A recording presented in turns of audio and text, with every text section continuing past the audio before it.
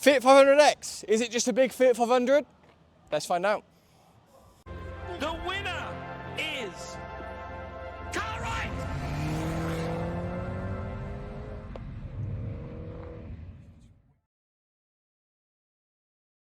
So, Fiat 500X, is it just a glorified Fiat 500? Or is it worth a bit more? Well, I think I've sort of found out really, and I just want to shed a bit of light on that with you as well, because in transparency, short of some, I guess, aesthetic similarities, that's about where it ends. It doesn't really go any further than that, because this car vastly differs from a Fiat 500 in truth, and for me that's a good thing, because it really sets itself apart from its smaller, I wouldn't say predecessor, but the smaller predecessor in the brand in a sense, because this car just feels a lot more than a Fiat 500, and again, that's a good thing. So this is the Sport Edition. I think I'm going to have to do a sport counter on the video, because I suspect the word sport might creep up quite often on this one. Anyway, so it's the Sport Edition.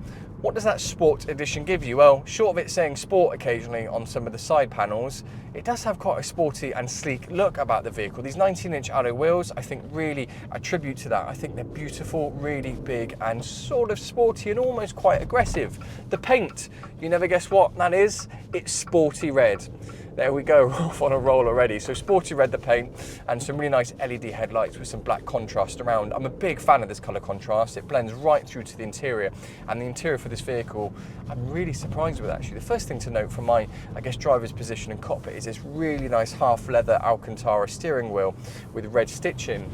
From what I can tell, that feels and looks quite sporty to me.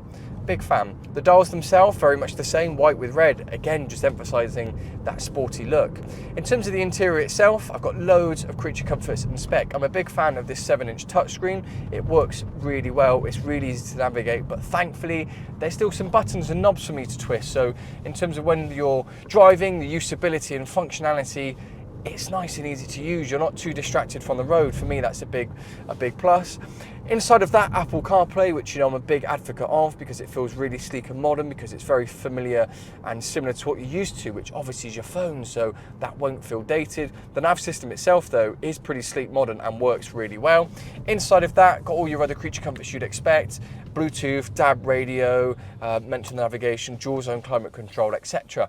Driver aids for this vehicle pretty comes quite well spec'd actually. I've got lane assist, I've got a city pack on this vehicle, so that comes with reverse camera, front and rear sensors. I've also got cruise control and speed limiter. Other bits as you'd always expect with a vehicle like this: auto lights, mirrors, dual zone climate control, aircon, USB, all your other creature comforts you'd expect. The car itself actually drives pretty well. Just how well? Well, in terms of the maintenance for this vehicle, just to touch on that, the vehicle's done 37,000 miles. It's only had one private owner from new and holds full Fiat service history, so pretty much ticking every box there that you could expect or hope for when buying a used vehicle. The engine itself is only a small 1 litre, but producing 120 brake horsepower. It's not a slouch either. It has a fair amount of pickup, but at the same time, because it is a really small 1 litre petrol, clean air zone, ULEZ, etc., you're really well taken care for.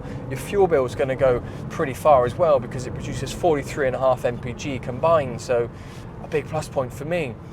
I'm actually a really big fan of this vehicle. Like I said, I love the styling. I didn't mention the seats, and I probably should actually, because I think they're really good looking. That half leather fabric with a Fiat 500, and you'll never guess it, red pipe stitching, giving it a very sporty feel and look to the seats. They're really comfy as well, but the side bolsters sort of lock you in quite nicely if you're fancying a bit of spirited drive like I am on this nice B road, but without the loss of any comfort. So a nice compromise between the two, really.